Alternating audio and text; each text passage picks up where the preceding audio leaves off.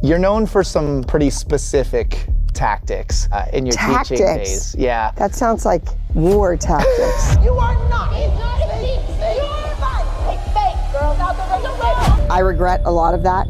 A lot. I shouldn't have let anybody go in that room to interview. Now you have to keep in mind, the kids that were cast on the show are not my best students. So they don't use the first 29 times of the tape. They use the 30th time. We were forced to stay there until someone fought. JoJo, she said she knew she was doing it. You know, Maddie, the favorite, people ask me about that all the time, and it was very simple. She was the favorite because... Why didn't you dance more? Like, I've never seen you... I believe that one of the moms tipped off the whoever that I was making all this money. There's some things that happened in prison that nobody knows about yet. Crazy things. I thought, if I die, at least I'm on stage, right? It's crazy. Yep, we're talking about Abby Lee Miller, but the devil's advocate is me. Now, love her or hate her, Abby's a name you can't ignore if you've ever seen a dance show, especially Dance Moms. But today, I'm playing devil's advocate because my opinions on Abby are more tangled than a pair of ballet tights after dance rehearsal. On one hand, she's the drill sergeant of dance. She pushes her students to be their absolute best, you could say, producing champions who can leap higher than my self-esteem on a good day. But on the other hand, her teaching methods, well, they've been called questionable to say the least. There's yelling, tears, and more drama than a soap opera marathon. Let's not forget about her infamous pyramid rankings. Imagine being a kid and having your week decided by where your headshot lands on a whiteboard. Yikes. And then there's her legal troubles, because yes, Abby's been to prison. But hey, even from behind the bars, she still kept her dance empire alive. Sort of. So how do we balance the good, the bad, and the utterly chaotic? That's what we're here to figure out. Let's explore the dual sides of Abby Lee Miller, one pirouette at a time. Stay tuned because this is going to be one wild ride.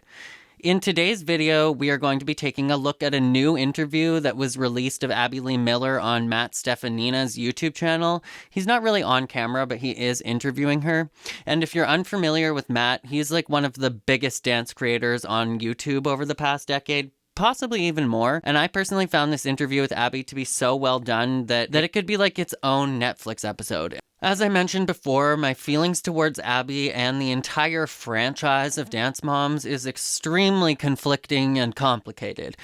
I actually credit my social media career to a large degree to Abby Lee Miller, and I don't think I would have seen the success that I had as a professional dancer, nor as a content creator here on YouTube and TikTok, if it wasn't for Abby, her teachings, her expertise, her approach, though questionable, and of course the TV show. Like, if it wasn't for Dance Moms, I probably would not have as big of a career. If it wasn't for Dance Moms, I don't think that my Dance Coach Reacts series ever would have seen the virality it did. And if it wasn't for Abby's perfectionistic yet highly educated approach, I don't think I would have been so influenced and inspired by both her and the dancers in her studio as far back as when I was just starting my first years of dance training, because for me, I didn't start dancing until I was 19, and because of Abby, I went balls to the wall hardcore right from the very beginning and worked my butt off to become a professional dancer in 4 years. And even my own teachers in college were like, unless you started at 3, you're probably never going to be a professional dancer. Well, I proved them wrong. So with all that being said, we are going to take a look at this interview with Abby, examine everything she has to say about her experience with Dance Moms and her treatment of a decade of young dancers,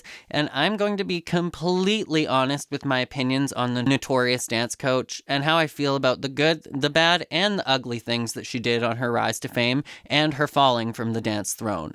So without further ado, let me be your devil's advocate on Abby Lee Miller. Grab a snack and let's hop into it. Where do you think the Abby character and energy comes from? What's the Abby Lee origin story? That's easy. My dad told me every day that I was dumb enough to be a twin. I'm so dumb, I'm dumb for 2 people. If I sent you down to the garage to get a hammer, you'd come up with a handful of nails, you dummy. All that dumbass, ding dong, all that stuff came from my dad, you know? My mother would just kind of roll her eyes. So I definitely grew up in a very similar household to what Abby is describing. Not in my early years. When I lived with my mom and dad before they separated, both of my parents spoke nicely to me, from what I remember. And when I later lived with my dad, he was always very encouraging and supportive of me as a kid and as an artist. He was always a shoulder to cry on. But when I was about 12 years old, I started living with my mom again. And by this time, she was with who is now my stepdad. And he called me and my brothers every name in the book. Every name under the sun. Many of these insults Abby throws around reminded me of my stepdad because they both had a very cruel and mean way of talking to children. But that being said, I don't understand why Abby feels that justifies how she talked to children. Like, sure, she can explain where she got these words and sayings from, but as someone that grew up in a very similar household, being called mean and nasty things all day by my own parent made me resent them and their behavior. And I have never and will never talk to children this way because I remember how cruel it was. Why would you use these awful insults as ammunition to harm your own students? It just doesn't make sense to me. He was one of 6 kids. He grew up during the Depression, born in 1927. Had to wear cereal box tops in his shoes because the soles would wear out. They had to ration food stamps for meat. They had to fight at his house for the last pork chop at the dinner table. And then when he was a young adult, his buddies and him would go to the bar on Saturday night. You got in a fight. That was like what you did. It was sport, right? He came home with a, broken nose and a bloody eye, all that stuff you hear about. He died of esophageal cancer, really horrible death. And he fought and did every experimental drug in Pittsburgh, everything that he could do. So he had to fight his whole life. The fight came from him. I definitely respect Abby's drive and fight coming from her dad. I'm sorry she lost her father. I lost my own father, so I can definitely relate to the pain. But I still don't understand why that quote-unquote fight she refers to that comes from her dad had to come with all of the cruel words to children. If you felt that he was so nasty to you, why did you feel like you should be that way to children? It doesn't excuse it and it doesn't make any sense. The creativity came from my mom. She could take a paper towel and literally make it a babushka and do a polka. She could make it an apron and do a little Dutch dance. She could make it a cape and be Superwoman. She could make it a lasso and be a cowgirl. I mean, with a paper towel. She could do anything. She was genius that way. That ingenuity sounds just like me, honestly. I've always been able to make something out of nothing, especially when it comes to costuming. But I think for me personally, it comes from my dad and growing up very poor. If you wanted to make something happen, you had to make it from whatever you have already because there was no money to buy anything else. Your mom, was she a dance mom? Did she have your same type of energy? She was kind. She was lovely. She had an amazing business, and I never give her enough credit, or I didn't when she was alive. Sorry, Mom. Has never left Marianne Lorraine. When I'm frustrated, I just come into dancing school and get my tap shoes on, and I bang my feet away, and I just get that out of me. And then I'm happy and nice, and the moms can all tell you. So I personally think that Abby is incredibly privileged, and because she grew up living such a privileged and wealthy life with fully established parents, she never really had to understand the value of $1 or how hard it actually is for most people to create a business from nothing, or even be able to afford to put their kids in dance classes. I'm not sure how wealthy Mrs. Miller's parents were, or if they helped her to get any of her own businesses started, but I know that Abby's mom actually was a pioneer of the dance industry and opened multiple of her own studios. She definitely paved the way for Abby to have that silver spoon that she talks about all of her dancers having. Well, Abby definitely grew up with that silver spoon in her mouth, and she talks about her students having it, but that was Abby. Abby often talks about how much initiative she had and how she started her own business at 14 and blah, blah, blah, blah. But to be fair, her mother already had multiple dance studios and Abby grew up in the studio, and Abby had the money and access to all of the facilities and resources, including talented dancers already provided to her by her own parents. So of course everything was easy for her. Like, not discrediting her initiative, but most people don't have all of those resources to just grab from. They'd have to make all of that happen from scratch. By 13, I was going to the studio like 2 days a week. I took everything, but my mom still made me be in the back of the numbers. I had to go down the mat last in acrobatics. I could never be first. She just never wanted to show favoritism. But every summer, I traveled with my mom to these big dance conventions where you would go and learn how to teach. And I learned from some of the most innovative new teachers on the tour, right? The hottest, latest, newest stuff. And some of the old teachers, Luigi Giordano, Frank Hatchett. So at 13, a flyer came in the mail and it said Summer Dance Festival, Dance Competition. It was the first time you saw those two words together. And my mom looked at it and said, wait, you're gonna pay people money to judge you performing. This is ludicrous. This is never gonna happen. You should be getting paid to perform. This is crazy. $1 billion industry now, $1 billion industry. So I begged my mom, can I do this? Can I do this? And she said, you want to do a solo in a dance competition? I was like, oh, hell no. No, I want to put a number in. I want to choreograph a number. So she said, okay.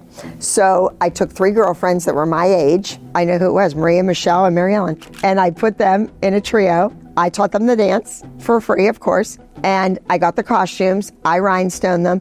I cut the music. It was a reel-to-reel, and you put it in this metal thing, and you sliced it with the razor blade, and then you taped it back together. Wow. That's how you cut the music. And I did it. I learned how to do that. And I took them to the competition, and they won. And I took that little 12-inch trophy in my hand, and I suddenly knew what I was put on this earth to do. And that was it. I've got to hand it to Abby, though. She is definitely self-convicted and has that unstoppable attitude when it comes to creating something, especially when she is in full control. Not everyone can have that kind of self-esteem and self-confidence to believe that if they set their mind to something, that they can make it happen. And I think Abby was totally born with an entrepreneurial attitude and spirit, and that should definitely be commended.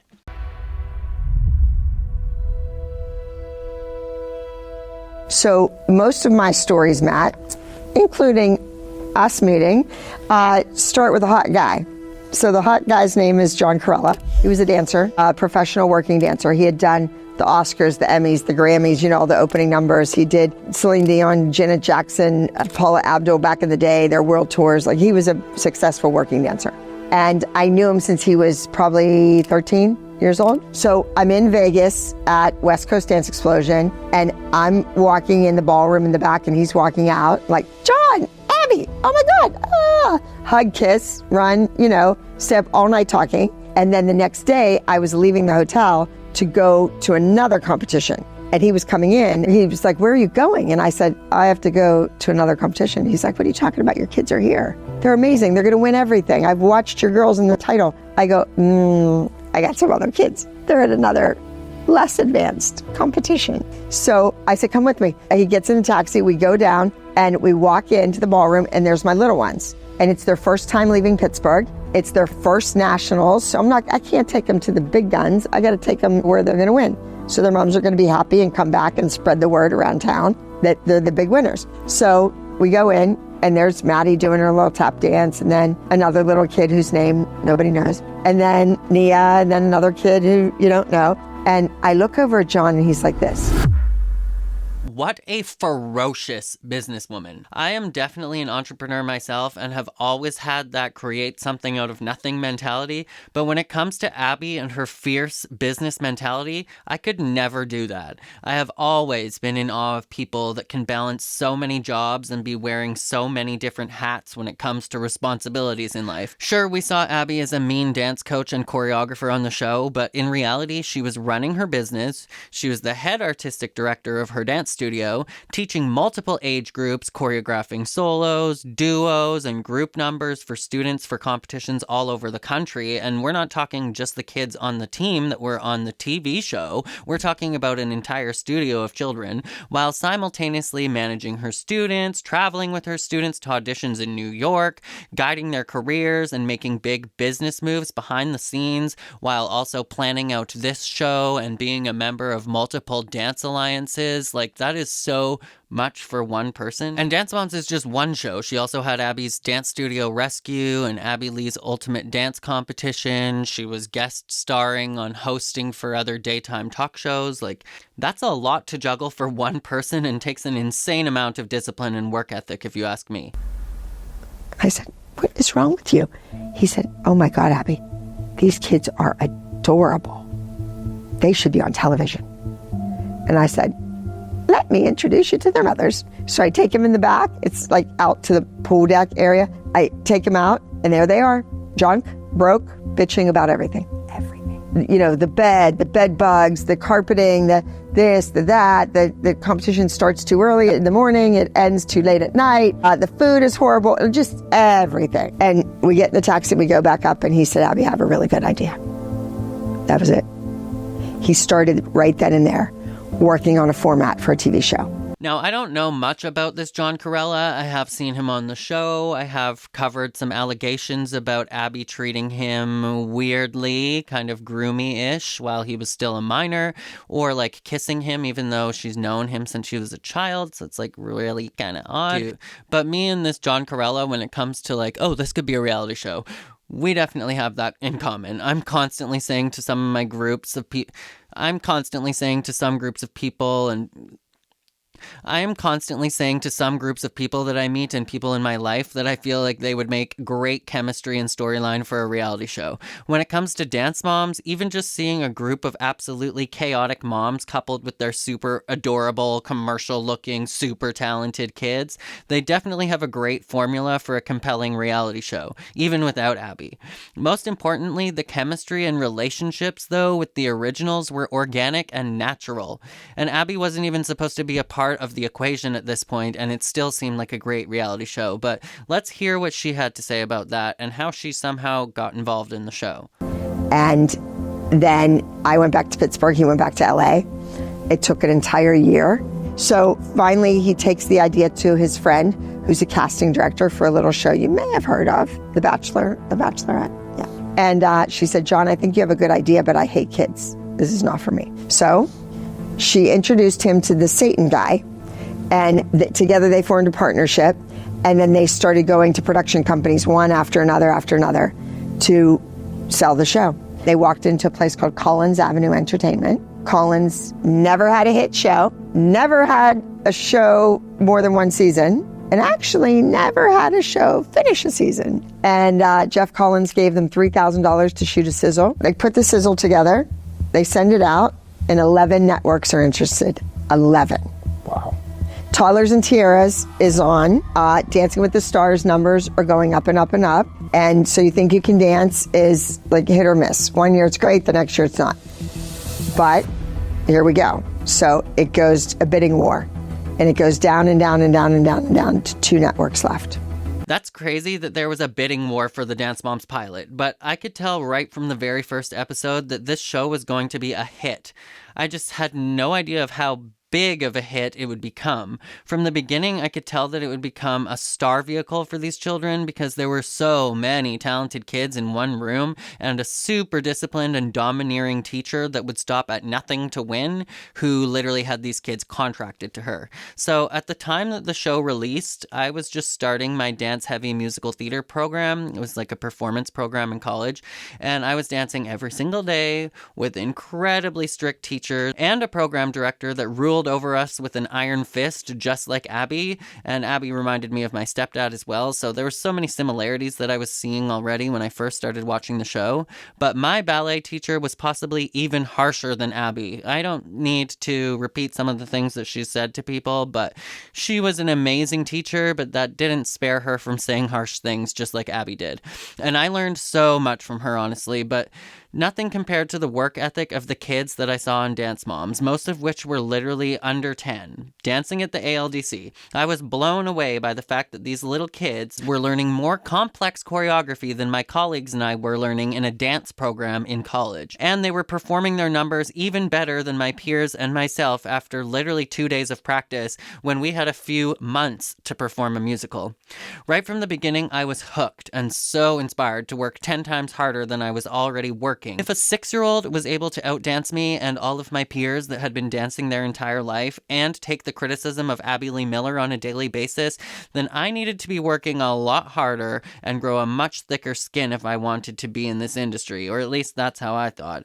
And that's how my life inspired by Abby Lee Miller and the Dance Moms cast began.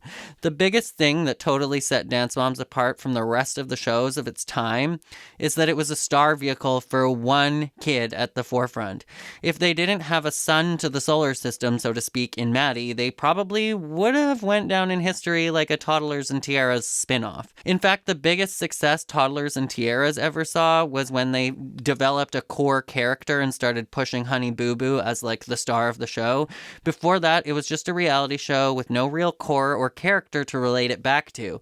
From a branding perspective, creating a quote-unquote favorite and star dancer definitely helped this show as a vehicle to success, in my opinion. And we saw the same with Toddlers and Tiaras. Honey Boo Boo ended up getting a spin-off, and then her entire family became famous and got their own reality show. Bravo and Lifetime. And Lifetime bought the show.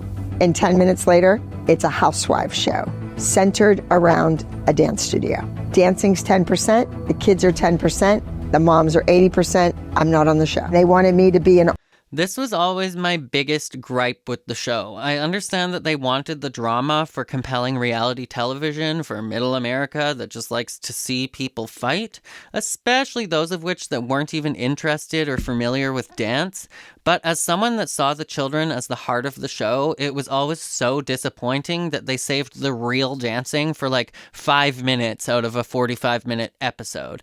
I know many viewers as well as myself would have loved to see a lot more of the kids dancing on the show. But I think that that's what honestly created the huge culture for Dance Moms on YouTube, because I don't know about you, but every Tuesday night we would all watch the show. We'd all see these like condensed clips of the solos and the group and all of that. And Wednesday morning, like millions literally of people would rush to YouTube to be looking for the choreographer's cut of like Chloe's new solo. They wanted me to be an on-camera choreographer. They wanted me to not sue them if I appeared on camera, but they would try not to get me on camera, and I agreed to that. So I'm in there doing this choreography and no one's paying me. The gas bill, the electric bill, the wear and tear, the guys with the sound, the booms, banging into the walls, nicking the paint, walking in, guys 6'3" with big boots on, with dirt and cinders and leaves all over their shoes on my floors, my dance floors that my mom and dad gave me their life savings to build my building, that I borrowed $585,000 at 21 years old to build my building, and they're destroying it. And that's when parents came to me and said, Abby, are you sure you want to do this? Borrowed $585,000 in the 1980s? That is a perfect example of Abby being born with the silver spoon in her mouth. I can't name a single 21-year-old that I know who has the privilege of borrowing today's equivalent of what? Is that like $1.5 million or something? To start a business without even going to college? We really need to put that into perspective, because that is a wild amount of privilege. I said, what do you mean? It's a 6-week docuseries. It's going to be 6 weeks. That's it. But Abby, you're rewarding the people who don't follow the rules. You're rewarding the kids whose parents don't pay, and they go upstairs and brag that they got past the front desk without paying again. Now these kids are going to get more time with you and not our kids. Collectively as a group, they were talking to me. We follow the rules. We respect you. Our kids love it here. And some of the older kids, at the time, I had 27 senior company members, 15 and 18. 27 kids, and many of those wanted to dance professionally. Some of them interviewed for the show too. One kid that's in Hamilton on Broadway right now interviewed for the show. They didn't want him because his mom was nice and That honestly is the most frustrating thing to hear, because I have empathy for everybody that went to Abby's studio. If I was a customer or a longtime dancer of Abby's that had been loyal my whole life to her, I would be incredibly disheartened to be in that position.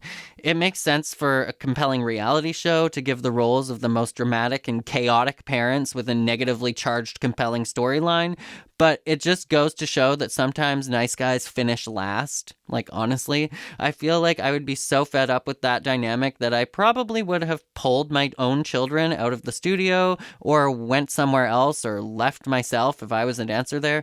I totally agree that in some ways they really were rewarding extremely poor behavior by giving some of these people a TV show platform, but at the same time they literally offered Abby the job as a face on this show because of her poor behavior. So what can we expect? Although arguably funny poor behavior from Abby that got her the role on the show, but still because of how nasty she was to people. Sweet and paid her bill on time. I regret a lot of that, a lot. I shouldn't have let anybody go in that room to interview. I should have stood at the desk and said, your bill's not paid. You can't go in there. Your bill's not paid. You can't interview. And some of those kids, you wouldn't know their names because if I would have done that. Now you have to keep in mind, the kids that were cast on the show are not my best students. We have a clear case of that. They are not my best students. They were the best moms, and the kids never auditioned. Nobody danced. No one did a 5, 6, 7, 8. Now, Abby says this all the time. Quote, no one ever danced, but they literally have dancing casting tapes demonstrating their dancing on YouTube of the girls, and they have been there for years. Some of them were just posted to the girls' YouTube channels before the show even started and were public to view forever. I think a lot of them are still up there. So we know they definitely submitted videos of their dancing to production, and those videos were specifically for dance moms. I guess Abby may be trying to insinuate that there was never like a proper in-person dance call, like with a group of kids learning a new piece of choreography and auditioning in front of a panel of casting directors. But to insinuate nobody ever danced and they didn't view their dancing as part of the decision in production seems literally false to me.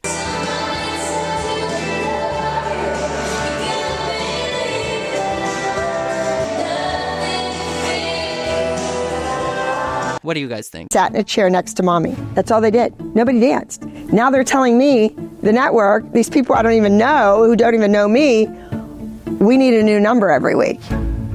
With who? What do you mean with who? With the cast. I go, they can't learn a new number every week. It takes some of these kids 6 months to learn the number and they still screw it up on stage. If you needed that, you should have auditioned the kids and you'd have different kids. So I'm in there, I take some other average, mediocre, intermediate students and I bring them in to learn the dance. And one kid comes in with socks on, a big sloppy t-shirt, and their hair done. And me being me, and we have rules at the studio, I say, get out and come back when you look like a dancer. So she goes out, she texts her mom, Abby said this about me, and Abby was mean, and Abby told me this, lies, because it was on film. I know what I said. And within 5 minutes, the woman slams the door open, screaming at me. The kids in the room are like this, horrified. So I leave the room because I know she's coming in next. So I leave the room and now she's chasing me around this big ottoman in the den. A grown-ass woman is chasing me. So I grab somebody's cell phone, one of my students, and I go into the other studio where these older kids are. I'm working with 7, 8 little kids in the big giant room. And then my good kids, my older kids are in the little room. And I go in and I dial 911. And I said, I have this psycho woman. She is running around the dance studio. She's chasing me. She is scaring the children. Come get her. It's my building. It's my property. Cuff her and take her away. And he said, does she have any weapons? And I said, just her mouth. That was it. So when that footage went back to Lifetime, they said, who is this woman? Oh my God, we knew we had something. So that's the story of how Abby actually apparently got into Dance Moms and as an on-screen character and on-screen choreographer with her own storyline, or arguably the lead of the show. If, I don't know, people kind of argue whether Maddie was the star of the show or if Abby was the star of the show, but I honestly see that footage and think that was one of the most compelling parts of the first episode. So I definitely understand the magic that production was seeing on screen, and Abby was incredibly intimidating and harsh. But to be completely fair to Abby, this woman is insane. She has been notoriously dubbed Sinister Minister Dawn and has mostly been seen as a victim of Abby in the Dance Moms community, but to be completely fair, there. What kind of righteous, entitled attitude do you need to have to chase a woman down in her own studio and demand your daughter gets to stay there if you are so unhappy with how she treats your child? To all the moms on Dance Moms, regardless of any supposed contracts, why on earth demand your child gets to stay in an environment that you yourself deem to be abusive? Take your kid and leave. Like, they are all clearly all way too hard set on taking advantage of the situation and the opportunities that they clearly see that they could get from staying with Abby. Any sane parent that wasn't a crazy stage mother would pull their kid and bring them to a studio that aligns with their own personal beliefs and treatment of children, not chase a businesswoman around her own private property demanding their kid get to stay. What a wackadoodle. What else do you expect but to have the cops called on you? That is erratic, like manic behavior. I would do the same thing Abby did if that was my own business and someone was chasing me around screaming. With the moms, and the girls are cute, but this is the glue that holds this all together. They didn't have my picture. They didn't have an interview with me. They had nothing. And John said, well, that's the woman's studio you've been using for free now for a month. So that was it. That's how it happened. Did you know after that moment that the more you showed drama, aggression, the more you'd be on camera? I never thought of it so specifically like that. I was just me, and I blew up. And there were trigger points that they learned through the years that would get me. I mean, you have to realize, I'm talking to parents in the world, right? So I tell a kid, straighten their legs and point their feet. All right, honey, when you do this step, when you do this battement, your knees bent, and your foot sickled. Then I go out and I put their hip under, I turn the leg out, I show them that it can straighten, and it's gonna be pointed, and it's not gonna fix it. Then 10 more times I say it. Now, the 30th time, I'm gonna rip their leg off their body, right? So how I use an analogy for parents is the first time you tell your child to pick up the clothes off their floor, you're nice. The 10th time, you're angry. You're livid. You're screaming now, right? The 30th time, you're going to pour ketchup on the clothes. They're going to eat them. They're going to eat the clothes. That's it. And then parents get it. They're like, I get it. Okay, so I understand Abby's visual trying to illustrate the frustration building when you work with kids, but I raise you this question. Why is it so important to you to have these kids be perfect? If your job as a dance instructor is to teach them all of these valuable lessons about life, well, being absolutely perfect, that's not a useful skill to life. It's actually a hindrance. Like, people go to therapy to try and stop being a perfectionist because it literally ruins your life. But I raise you this question. Is it really for their own personal gain, or is it just for yours, Abby Lee Miller? Is it just to advance your own brand, or is burning out kids by teaching them to be a perfectionist so that most of them give up by 12, is that beneficial for them? Please, I would love to hear your opinion. They don't use the first 29 times of the take.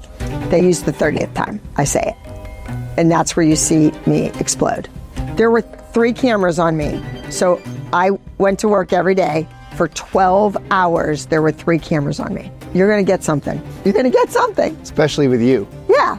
You're going to find something. And when they didn't get something, we were forced to stay there until someone fought or I said something. Like, just come on, Abby. Just, what do you have? What do you have? And then I'm like this, and then I start to like giggle, and they know that I have something crazy to say. And It is scientifically and psychologically proven that children respond to positive criticism, not berating and negative criticism. You can get a child to change their behavior in your presence through negative criticism, sure, but their actions are taken out of fear, not out of confidence. She claims to be a superior teacher and educator, but these principles have been studied for over a century. We know this. It's not new. As an educator of any form, it's just ignorant and a waste of your own personal energy and everybody else's to rule with an iron fist and avoid very elementary principles of child psychology. Anyone educating children in any medium should be well informed on how children learn and which methods work and which methods just create trauma and anxiety. If you get a child to perform a certain way strictly out of fear, congratulations, you're a bully, not an educator. I would just blurt out some crazy line at them. But in my recent podcast with JoJo, she said she knew she was doing it, that she knew she was getting under me. And she often did it to see what I would do. I didn't know that. And then I remember the little ones hearing one of them say, our moms are fighting again, and I'm so worried that she's going to hit her again or something. And they're this big, right? They're 6, 7 years old. And I remember hearing Lily say, don't worry about it. It's more camera time for us. And I thought, well, that's a healthy attitude. There you go, kid. You're looking at this the right way. To be fair, if someone followed me around with a camera antagonizing me all day, I would totally end up yelling and letting my anger and frustrations get the best of me sometimes, like I'm sure that I would. But you would never catch me calling names or screaming at children. Like, not even on my worst day. I just don't understand, how is that supposed to justify her treatment and manipulation of children's emotions? That shit is so toxic and lasts a lifetime, no pun intended. And the worst part is Abby admits to knowing how emotionally devastating it is to hear these things as a child, and brags about how fast she can make a kid cry. She's bragged about this like 1,000 times. Why on earth would you want to do that to a child and call yourself like someone that loves children and a great educator? She literally makes a child cry and she's proud. She revels in it. She takes joy and satisfaction from that. That's like a behavior she's proud of. That's sadistic. Do you think that the stars of the show were given that platform unfairly because of their mothers being the loudest and the most controversial? Yes, nobody had great feet. That's what the difference was between JoJo and some of the new mothers that came after the success of the show. Like, these kids were clearly gunning for fame and screen time, and the show was already an extreme magnet for crazy stage moms. Like, JoJo and Jesselyn were on Abby's other show that was even more crazy than Dance Moms. But the original moms were already dancing in the studio, like, come hell or high water without a show. With kids like JoJo, they went into this already being fans of the show, and they had a cunning and scheming, calculated stage mother who never sheltered JoJo from the behaviors and dynamics of being on set that she should have been sheltered from by her mother. When Abby refers to Jesselyn as creating a monster on the show so often, this is the kind of behavior she was talking about. She groomed JoJo from day one to be involved in the whole fame aspect of things and to try and get a rise from people and to be aggressive or attention-seeking while she's on set and stealing the show. Like, we saw this from JoJo from the first time she was ever on television. And I think that these are all tactics that should be saved for grown, manipulative producers and not concepts a child should be introduced to, let alone encouraged to do. JoJo is the way she is today, in my opinion, because of the overexposure from her mom and the way she was raised. I'm sure that has created a lot of trauma for her and will be a part of her identity she will be trying to understand and unpack for many years to come. And it's probably incredibly complicated for her because it is her own mother. And that's probably why we see JoJo being one of the only people that was on Dance Moms that still fully supports Abby and doesn't consider any of her behaviors abusive or toxic. It was a bunch of ragamuffins. I had all different kids. I didn't have Radio City Rockettes. I didn't have everybody the same height, everyone the same look, everybody's the same lefty or same righty. I didn't have that. I wanted that, didn't have that. Honestly, I think that was a part of the magic. The thing that made these girls so relatable to the audience was that they were just totally normal kids working their butts off day in and day out. That's relatable to little girls watching, and honestly to anybody watching, because it makes them feel like they could do the same thing if they put in the work. I know that's the effect that it had on me, that it was achievable. When the show blew up and they started bringing in all these insane professional dancers that work in Hollywood already, like Sophia Lucia, for example, it was a totally different feeling. Like, just like Maddie and the ALDC girls, when Sophia was there, they're like, I'm jealous of her, I'm discouraged, like, Chloe, I remember, felt inspired, or said she was, but she didn't look very inspired. I remember seeing Sophia Lucia and being wowed, but at the same time, it didn't give me an inspiring feeling like, oh, if I work hard, I could do that. Like, she's literally the Guinness record holder for the most amount of consecutive pirouettes, and she set that record at like 8 or 9 years old. That's crazy. That's not relatable. Most of us can't just go decide to break the world record at something. That's not seemingly achievable. That's not relatable. That's honestly a little bit discouraging. No offense to Sophia. Like, you were amazing and you definitely still are. She's an amazing dance coach actually now. Kudos to her. I personally love that she didn't have that. I think that was definitely a big component to the magic of the show and the OG cast. It wouldn't have been as relatable if there were no lefties on the team. It would have been boring watching a group of nearly perfect dancers, and that's honestly why the later seasons I felt were kind of boring. Everybody was a much more well-trained dancer that danced like 40 hours a week already and was coming there for the exposure. There was nothing organic about it. They knew what they were getting into, and they were cast because their moms were batshit crazy and they were incredible dancers. It was inspiring to watch the girls have room to grow and to watch them actually grow every week and to achieve new milestones in their life, to become successful in the industry, to watch them climb the pyramid even. Like, we were also inspired by them and we were encouraged to root for them because of that. I feel like the mini moms, like of Lily and Eliana, if you know Stacy and Yolanda, they were also just as manipulative and cunning and conniving, and they did not at all try to protect their kids from these very mature and adult dynamics of being on a reality TV show, and they really pushed their kids towards fame. I personally always felt bad for Eliana watching the show, because her mom is something else. Always, Maddie the favorite, people asked me about that all the time, and it was very simple. She was the favorite because her mother went and got her out of school during the day and brought her when there were no cameras, no producers, no director, no sound guys. And we could work with her and she could learn her solo ahead of time. So I find this part very disheartening, but I also kind of find it potentially dishonest. If Maddie was indeed learning all of these parts during school hours and having all of this extra time, why did we lie about it for years? Why did they have Christy and Jill sneak into the studio to get footage and then still dispel it as a rumor by the show and say Maddie is just smarter and more talented? Why did Abby defend Maddie as just being innately better for years if it was all just, quote, because she had more time? Abby wrote about this in a novel. She talked about it ad nauseum, and always for years after the show even still stated that Maddie was just smarter and picked up faster and had that 1 out of 100 kids type of rhythm that most kids will just never have. I think that this is honestly so dishonest of Abby right now. Maybe she got extra practice sometimes, but Abby obviously had her as a favorite and the one handling all of the heavy lifting and the responsibility to win because she was and is a force to be reckoned with. Maddie is incredibly gifted. It's not because she got a few hours of extra practice. You could have given all of these kids a few hours of extra practice or even years of extra practice before they came on the show, and they still wouldn't win against Maddie. I think Abby is intentionally being malicious and dishonest here with the express intention of discrediting Maddie's brilliance. Maddie continues to thrive despite Abby. Still dances in film. She has another film coming out, like a horror series where she's still dancing.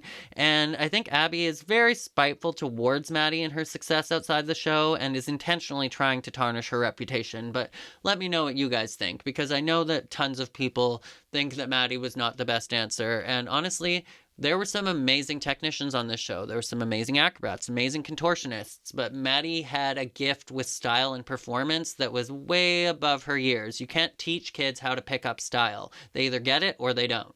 She could learn part of the group dance ahead of time. And she was a good student. She wanted to be there. She loved the dance studio. It was her home away from home. Her parents were going through a really ugly divorce, and that was a safe haven. That was a place where everybody knew her name. She was little and petite and tiny and cute as a button, and the older kids would always pick her up and play with her, and they were sweet to her, and she loved that. When I see Maddie, she is a smart dancer. I actually met Abby and Maddie and Kendall and Peyton. It was just like a random occurrence. I was walking through the mall and I was talking to my friend about dance moms, and then I saw Maddie and Abby and I was like, what the fuck? Honestly, the weirdest thing. But Maddie is a brilliant dancer, and it's not just her work ethic or her rhythm or her technique, but regardless if anybody made her the favorite or gave her extra privileges, she has an innate intelligence with movement. Most will never be able to pick up choreography that fast. Even as a professional dancer, I could never pick up that fast. She has an intelligence with style and being able to understand the nuances of every style of the story she is telling in her dance, and I just never saw that level of gift in any of the other dancers when it comes to style and nuance that were ever on the show when it comes to understanding, like, literally the style of the dance and being able to bring a totally different style to every piece. There were some brilliant technical dancers, brilliant contortionists, best I've ever seen, and acrobats on the show, but nobody compared to Maddie's artistry, in my opinion. Not a one. from any team that was on Dance Moms. I think there is a reason she is a star, and it's not just because of a TV show. But let me know what you guys think, because I know that that is a very heated and polarizing opinion, and I know a lot of you guys probably aren't going to agree, but if you wanted to know where I stand after all these years, it's still there. I don't know. I think Gianna and I don't want to speak for Gianna, but I think we're very confused by it all because we were kind to her. We were good to that kid. She did get the good music. She did get the good costume. She did get the good routines. We worked our butts off with that kid to make her the best, to win. And she wanted it. I honestly can understand that it would be hurtful to pour all of your energy into one kid. And like, I feel like if you gave them such a blessed life, you would be confused why they don't want to be in contact with you anymore. But in fact, I think Maddie was used by grown adults, by an entire production team to make their show a success. Sure, that may have resulted in Maddie's success, but that is an abusive amount of pressure to place on a child and way too much weight to carry an entire show's success on your shoulders at like 9 years old, under the demand that you be perfect and act like an adult at all times when you are just a small child. Abby needs to understand that any financial success or fame she helped create for Maddie does not entitle her to be a part of her future and her personal life outside the show. You know, when you go into a studio to teach a child that doesn't want to be there, that's looking at the clock all the time, you know it. You know that as a teacher. I get that vibe. Yep. That was not the vibe. That kid would have stayed there till midnight and been back at 7 a.m. if she could. And she never missed class. See, don't you think she's contradicting herself here about what she said earlier? Maddie is allegedly the favorite because she just had extra time to learn dances. But doesn't this sound like she's just describing... But does this sound like she's just describing a run-of-the-mill student that had some extra time? She is clearly illustrating Maddie's actual character and work ethic and drive to success. She doesn't say these things about any of the other students. She says them about Maddie. This is in excess of just being pulled from school to dance a couple hours at school. Like, she wanted to stay there until midnight and worked hard. Like, I don't understand why anything that Abby says about Maddie is so different from literally 1 second to the next. She was the star of the show because she wanted to be. Now, other kids started to miss class because they're doing a meet and greet in God knows where all day Sunday, and they can't fly back until Monday. They miss school. Dad said you didn't go to school. You can't go to dance class. Boom, they miss Monday. I honestly think that this is fair. If you're not getting your education, you shouldn't be able to go to your extracurriculars. You need to set your priorities. That being said, I feel like the meet and greets and all the press tours and stuff is very distracting, especially to a kid, but even to a grown adult. I feel like even just running this YouTube channel really took so much of my focus away from actually training and dancing. It takes so much time and energy to try and do everything at once, which is why I've always respected people like Abby that can like manage doing so many things and having so many responsibilities. But fame itself is a full-time job. Not even accounting for how much time it takes to build and improve or even just maintain a skill set that you have that got you famous. Like being famous and all of that media, like all of the interviews and all of that is just a full-time job and mentally exhausting and draining. Tuesday, they do their interviews. Their interviews at 6 o'clock in the evening. They're not done until 8. Are they going to come to the studio for a half an hour? No, they leave. So the more you miss Monday and Tuesday, the less you improve. And that's what started to happen, and you can see that shift in the kids. What do you think people don't understand about what it takes to be great? It takes a theme, a story. It takes me knowing how to camouflage kids, hide them, put their best foot forward. That's what we did. We told a story every week. We made it happen. We got it out there.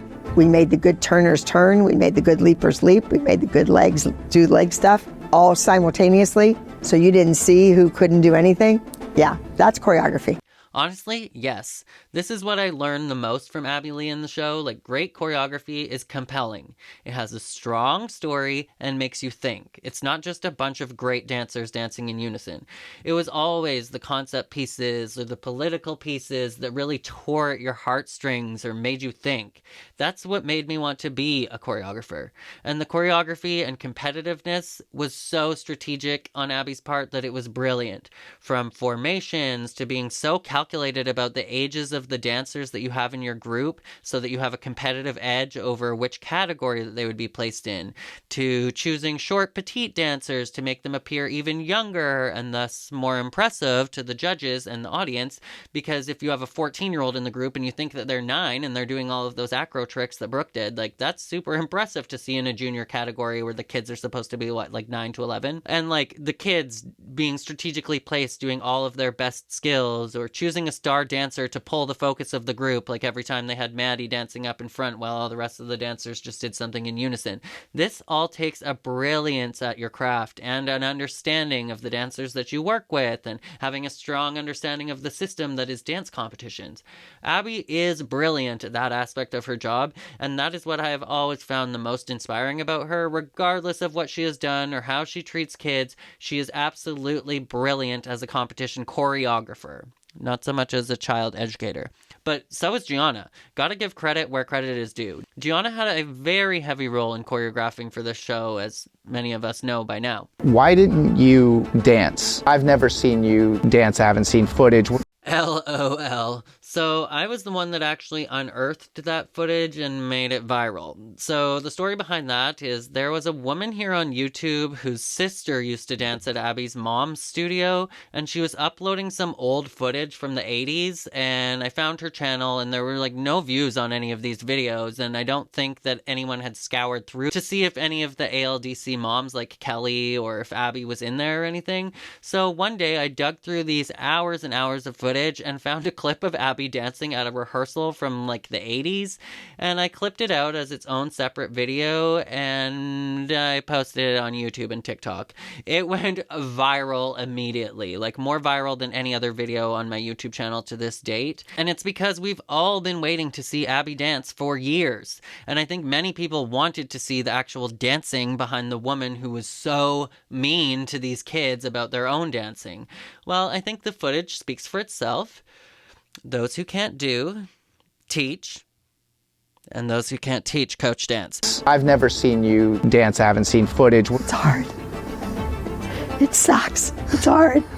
Dancing is hard. And as much as Abby has great work ethic when it comes to business, she is just physically, even before the wheelchair and the cancer and being paralyzed, a lazy slug. Abby does not like to move. She is so physically lazy.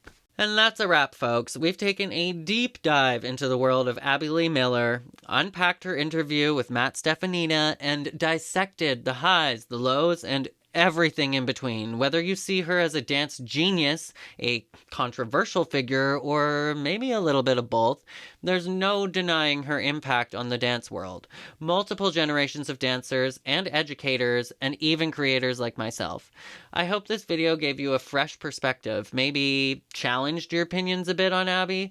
Abby's story is a wild one, and while I'll always have my critiques, I can't ignore the influence she has had on so many dancers, including myself. Now, I wanted to hear from you. What do you think about Abby after hearing her side of the story? Did this interview change your perspective? Drop your thoughts in the comments. I'll be reading and responding to as many as I can.